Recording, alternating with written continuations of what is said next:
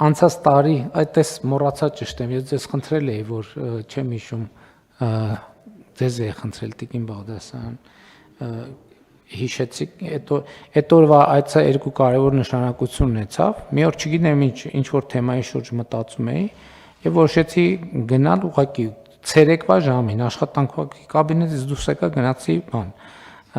պատմության թանգարան, երկու բան տեղի ունեցավ, մեկ լուսերը անջատվեց երկրորդը որտեղ ունեցավ այնտեղ կար մի քարտեզ որը ցուցադրված էր ես հիշում եմ որ ես պետքա անունը ցուցանմուշի հիշեմ եւ մի քարտեզ էր դրված որը Հայաստանի հայկական եկեղեցիների քարտեզ էր որը չեմ հիշում թե ափսոս, շատ ափսոսում եմ որ չեմ հիշում, բայց հեռախոսից մեջ նկարը կա։ Ինչն էր հետաքրքիր այդ քարտեզում։ Ինչը ինձ հետաքրքրեց։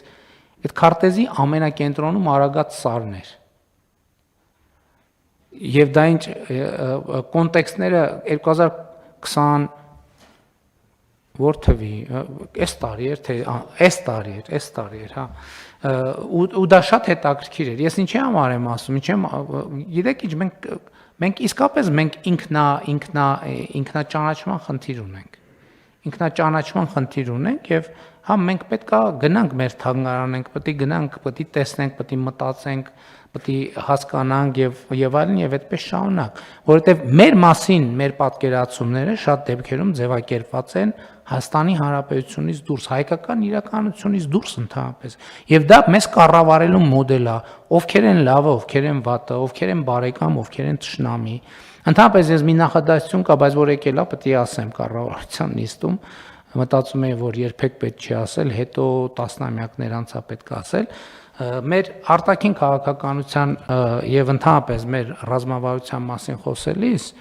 եւ նաեւ միջազգային հարաբերությունների մասին խոսելիս մենք շատ բաներ կա որ վերանայում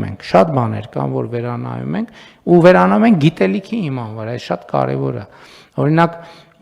այս վերջերս մի թեմայի անդրադարձա, որ ասում էի, որ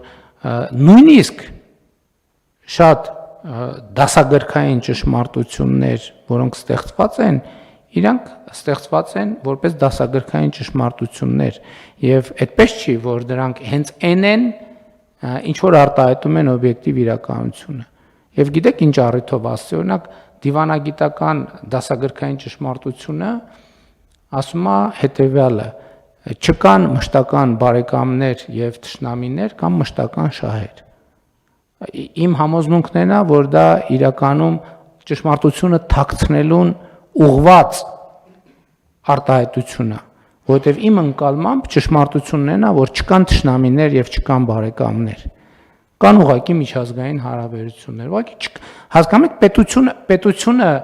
այն պահին է հասունանում, երբ որ հասկանում է, որ չկան բարեկամներ եւ թշնամիներ։ Երբ որ դու ասում ես չկան բարեկամներ եւ թշնամիներ, դու կենտրոնանում ես ինքդ քո եւ քո անելիքի եւ քո կայացնելու որոշումների վրա։ Իսկ երբ որ դու այլ տրամաբանությամբ ես մտածում, դու անդադ մտածում ես ոնց անեմ թե այն մեկը այս որոշումը կայացնի, այն մեկը այն որոշումը, այն մեկը այն որոշումը, եւ դու ընկնում ես մի թակարդի մեջ, որտեղ քեզ որպես խաղակարդ օգտագործում են, այն մեկը իր համար, այն մեկը իր համար, այն մեկը իր համար, այն մեկը իր համար, եւ բոլորը իրանց համար։ Եվ միակը, որ դու քեզ չես օգտագործում, դու ես, որ դու քեզ համար չես օգտագործում, բոլորը իրանց համար քեզ օգտագործում են, դու քեզ քո համար չես օգտագործում։ Եվ ինչ կապ ուներ թեմայի հետ, այդ թանգարան գնալու օրը տենց մի գործով է զբաղված, ինչ որ մի տեքստ էի գրում,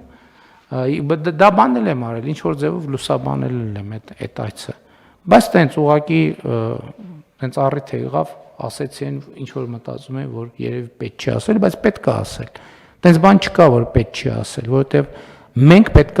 մենք մեզ հետ խոսանք, մենք պետքա մեր ժողովրդի հետ խոսանք։